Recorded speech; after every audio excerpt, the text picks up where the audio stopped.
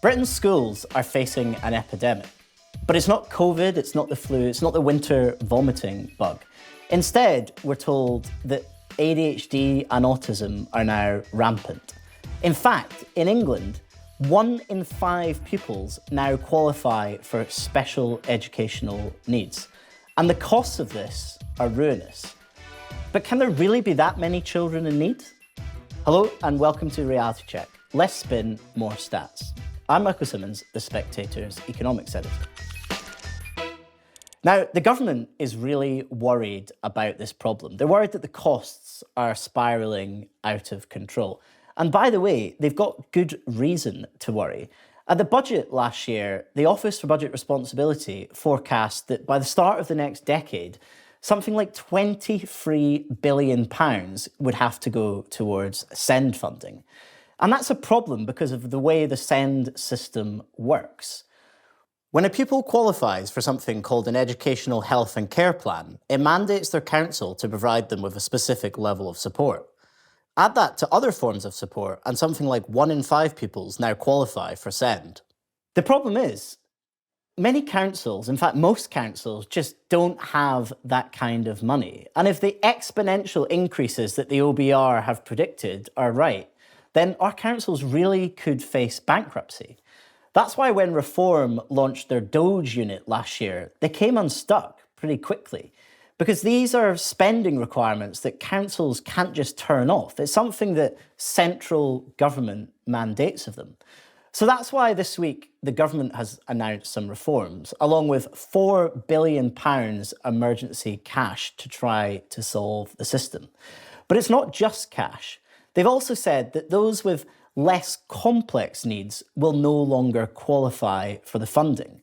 Now, that might cause outrage among parents, but it's really necessary to get these costs down. Trouble is, the reforms don't really kick in till the 2030s, and by then it could be too late.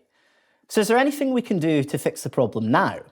Well, firstly, we should think about what actually makes up these SEND costs.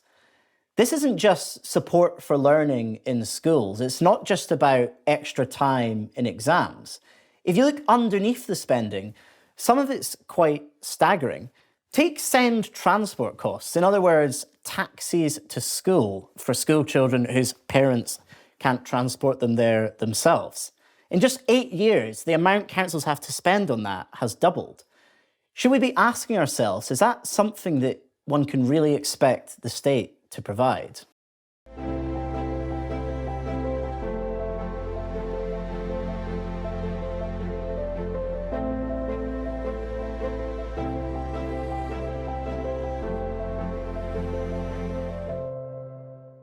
What's more, we already know that reform can work. We've kind of ran this experiment in the UK already. Devolution has given us our answers. I want to compare Scotland and Wales, 2 countries that were in very similar positions just a few years ago. In fact, in 2018, over 1 in 5 Welsh kids qualified for additional support. But last year, it had collapsed to under 10%. Meanwhile, up in Scotland, we're expected to believe that 43%, I want to say that again, 43%, nearly half of all Scottish kids qualify for additional support needs.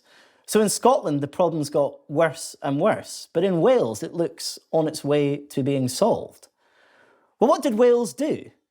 They looked at how children with special educational needs were categorised, and it turned out they had this catch-all category where teachers had described scenarios where pupils maybe didn't get that formal autism diagnosis. They didn't get diagnosed with ADHD or dyslexia or dyspraxia or whatever it was.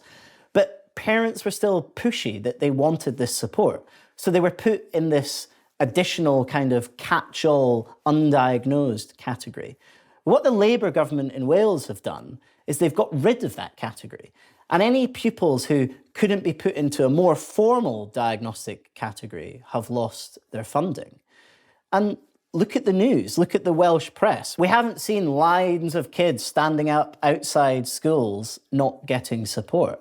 So it clearly tells us something. It tells us that however mean it might be to think about, however you might not want to say it, clearly there are children in Wales. And if there were children in Wales, there'll be children in everywhere else in the UK who were getting this funding and getting this support when perhaps they didn't really need it. So let's not wait until 2030. Let's copy Wales and let's try and solve this problem now. Thanks for listening and watching. If you're joining us on YouTube, please don't forget to subscribe and tap the bell so that you never miss an episode. And if you're listening to us on your podcast platform, give us a follow too.